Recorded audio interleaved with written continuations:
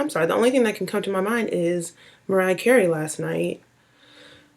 So I'm going to give you guys a moment just so you can remember what she sounded like before we get into the actual video because I have to.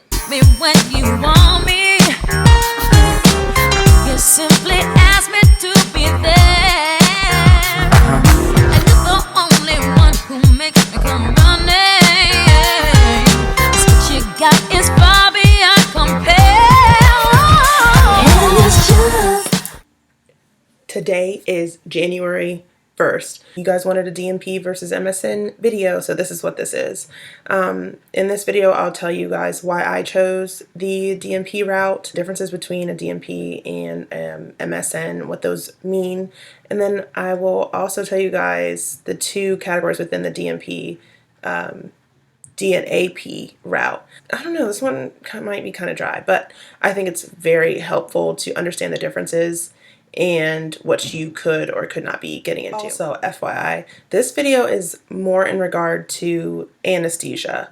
There are some differences if you're talking about like a nurse practitioner DNP versus a nurse practitioner with an MSN. So DNP means Doctorate of Nursing Practice. An MSN means it's a Master of Science in Nursing. And I kind of always like to equate it to the differences between an associate's and a BSN. Your MSN, you will obviously be a CRNA. However, your end goal might be different. If you just want to be a CRNA and you don't have plans for teaching or research or things like that in the future, I would get an MSN. It's faster. You're not taking courses that, you won't be needing in the future. And you're not paying for more than what you need. So for me, that is what I would kind of target with an MSN. So for me, that is what I would kind of equate your MSN to. You are getting everything that you need for what you want, what your end goal is, MSN. For me, the caveat with the MSN was one, the fact that the AACN, which is the board for AACN. What does that mean? American Association of Critical Care Nurses. They, like they did with associates and BSN, have mandated that by, I think it's 2025, that they would like all certified nurse anesthesia schools to be doctorally prepared. And I did not want to have to go back to school. Frankly, that was my main decision in deciding between an MSN and a DNP. If I'm here in school, let this be my terminal degree. I don't want to have to go back. But not everyone has, that time in their life or can afford to be out of work that long. So it has to fit your life. It has to be what will work for you and your family, your kids, money situation, everything. I want to stress here that there are options. You do not, if you can't afford it and don't have the time to go to an entry-level DNP, don't go there. Go to your MSN program and then have wherever you're working for pay for your DNP. That's an option, just like it was with associates and your bachelor's. Do what works for you. In contrast, your DNP is providing you with a little bit more opportunity in the future. I could do clinical research. I could teach and become faculty with tenure, apply for future leadership role. I might want to have my own practice. I don't want this video to be too long, so I urge you guys to check out the AACN website because it will definitely give you like bullet point differences between them, but I kind of want to make this a little bit more personal to why I chose what I chose.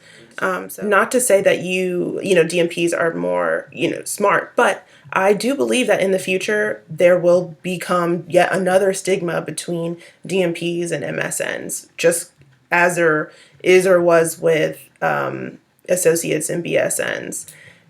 I think it all has to do with politics with other outside fields like doctors. MD doctors. Nursing is always competing with doctors, and it's like we're having to prove ourselves and show why and how we are just as good as practitioners as they are. So I think it's strictly politics. but I don't want to be on the wrong side. I don't want to give a job or anybody a reason not to hire me. So that was why I chose what I chose. I don't want to be left out in the cold for anybody for anything. I want to make sure I have my own ducks in a row and that no one can tell me anything, basically. I don't want any board to say, well, you don't have your DNP, so we can't hire you. I don't want to be in that position. So I was like, okay, DNP is it for me. And so those are the only types of schools that I applied to. You will see two types of doctoral nursing program variations. One is a DNP, the Doctorate of Nursing Practice, and the other is the Doctoring of Nurse Anesthesia Practice. And there are two very slight differences and the reasons why they had to be made. So DNPs are a part of the School of Nursing. And there are some anesthesia schools that are not within the School of Nursing for their school. They are part of like their health sciences. So for them to become a doctorate prepared type of program, they had to make something called the Doctorate of Nurse Anesthesia Practice. Another difference between them is that some schools without your DNP do not recognize the DNAP, and they will not allow you to become a tenured teacher at their school if you do not have a DNP. I did not think that far into it. Literally, I just applied to two schools that were on the opposite ends, a DNP and a DNAP, and at the time I didn't know the difference. So I think it's very important now, if that you are thinking about going to school and choosing between a DNP course, if you're on that track, kind of, look into the ins and outs of that. One more delineation I want to make here is the DNP/DNAP in comparison to a PhD. So the DNPs, DNAPs are more clinically based, practice based, whereas your PhD is more research, educational based for like actually developing research from top to bottom. Where with the DNP, we take the research from the PhDs and share that info, and we collect it and kind of streamline it to where it needs to go. I think the biggest take-home point and overall picture is that you have to do what is right for you. What is your end goal? Where do you want to be? Where do you see yourself in the future? I think that is your main target for helping you make that choice between the MSN and the DNP.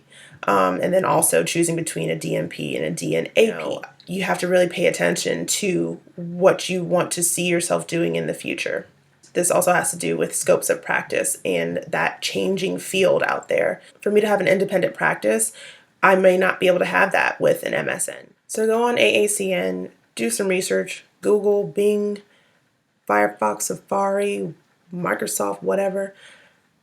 Do your research. Ask me questions. I'll see if I can help you out. I hope this video was helpful, you guys. Again, enjoy the new year. I'll be back with another video shortly.